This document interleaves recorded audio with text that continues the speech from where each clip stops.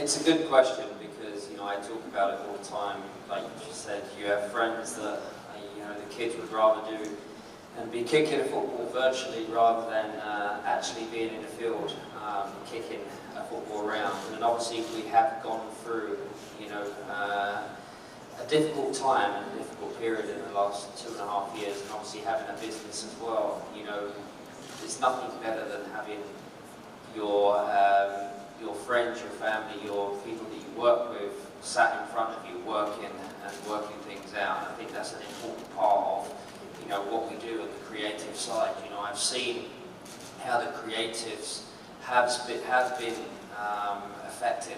You know, especially creative arts in the UK have been affected quite strongly, quite badly, and this is where the future comes from.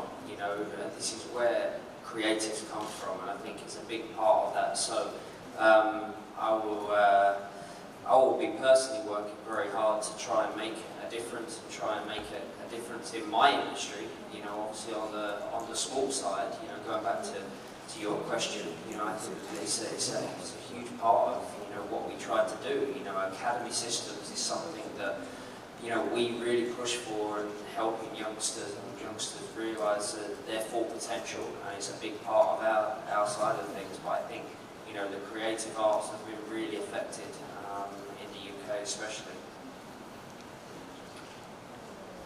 I was once approached by a gentleman after a lecture in India, and he said, the conversation was pretty much about this technology, virtual and physical, and he said that we may be using 21st century technology, but the hardware with which we are using that technology is prehistoric.